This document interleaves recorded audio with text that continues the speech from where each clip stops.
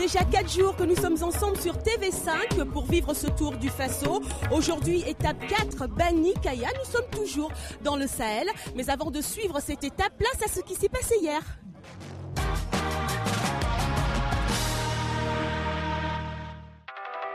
C'était la première fois que le Tour du Faso passait dans le nord-est du pays.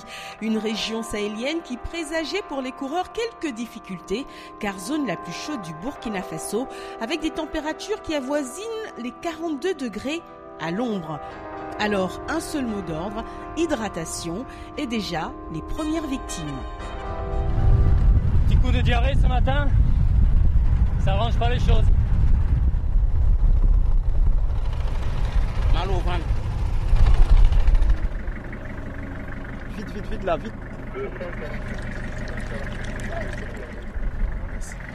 Hein?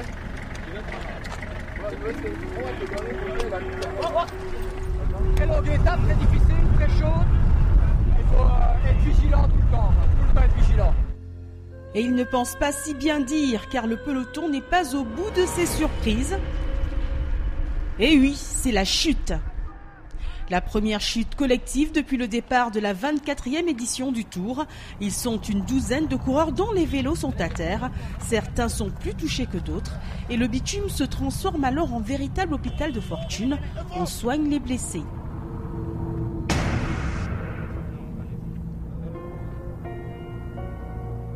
Quelques coureurs comme l'Ivoirien Inoussa Guébré ont de la chance et peuvent repartir.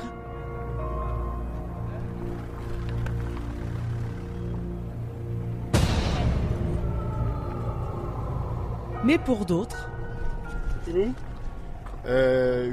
comme il ne pourra plus monter, je dois retirer le dessert. La compétition, quant à elle, continue pour les autres. Le Sahel burkinabé est à l'honneur pour cette étape.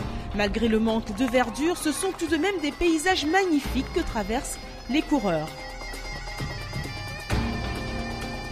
Mais pas le temps pour le tourisme. 4 concurrents s'échappent à 40 km de l'arrivée. 2 Belges, un Français et un Burkinabé. Le pays des hommes intègres va-t-il enfin gagner une étape? Nous sommes dans les derniers hectomètres. Le soleil, la tension, la chaleur, tous les ingrédients sont réunis. Ainsi que le suspense, puisqu'à 5 km de l'arrivée, Christophe Prémont attaque.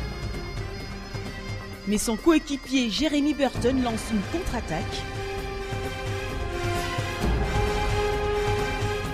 Et remporte l'étape, la première pour la Belgique.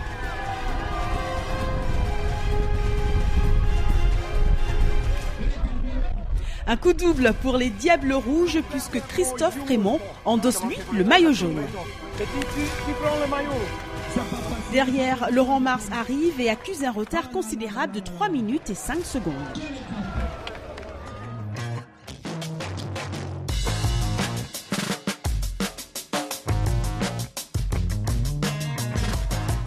Au Burkina Faso, on aime le ballon rond, mais on adore le 2 roues. Et c'est donc parti pour la 4e étape. Bani Kaya et déjà les calculs commencent. Les coureurs à surveiller, les coureurs dangereux au général pour nous.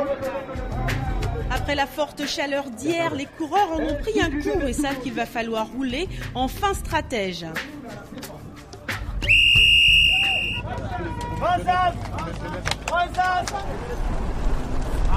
Deux portions séparées de pistes caractérisent cette étape, longue de 126 km 700. Après 4 km 500 de piste entre Yalgo et Tougouri, les coureurs retrouvent le bitume.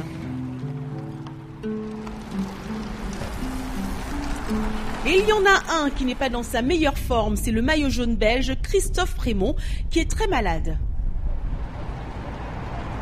Voyant le leader en petite forme, dès le 20e kilomètre, une échappée de 20 coureurs ne se fait pas attendre. Durant toute la course, ils seront ensemble, mais devant lâcher, ils sont maintenant 18 et creusent considérablement l'écart avec le peloton. Les 18 coureurs s'observent et personne ne veut prendre ses responsabilités. Et derrière, un drame se produit pour l'équipe togolaise, c'est la chute de Kokou Villadepo. Ce sont les herbes qui est rentré dans les rayons. Un morceau de bois contraint donc le coureur togolais à arrêter définitivement la course. Mais il y en a un qui n'abandonne pas, c'est Rasmane Ouedraogo. Le Burkinabé sait qu'il peut frapper un grand coup, mais personne ne veut lâcher, même pas le maillot jaune qui essaye d'accélérer. Mais trop dur, il accuse déjà un retard de 10 minutes 30 sur le groupe de tête.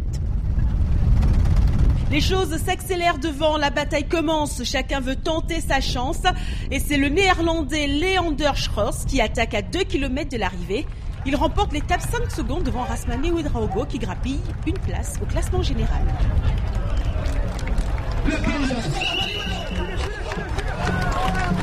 Julien Chic endosse le maillot jaune, c'est une première pour un Français depuis le début de ce Tour 2010.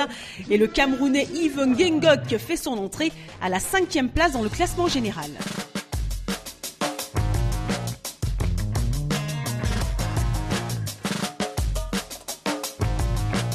4 étapes, 4 maillots jaunes différents. La suite de ce tour promet d'être palpitante.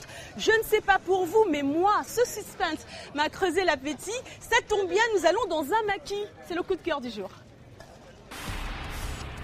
C'est ici, dans le secteur 11 de Ouagadougou, que Jocelyne tient ce maquis, avec ses petites sœurs qui lui donnent un coup de main le matin avant de se rendre en cours le soir. Des journées bien remplies, tel est le quotidien de cette Ouagalaise. La vie du maquis, le matin, on se lève, on ouvre, on part chercher du pain, on part au marché, on part acheter les condiments et après on commence à préparer. Le matin, on ouvre à 6 heures. On commence d'abord par le chauffer d'eau pour le café. Au plus tard, 6h30, 7h, on a déjà des clients.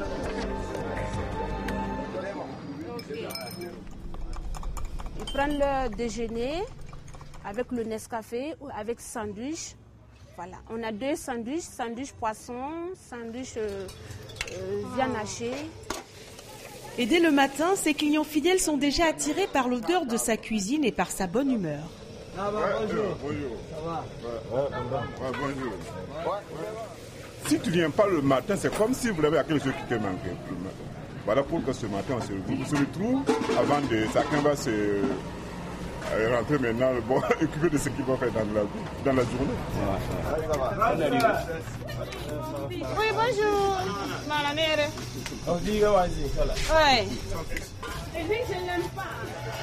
C'est parce qu'il est accueillant, il est gentil. Sinon, bon, tout le monde le pense.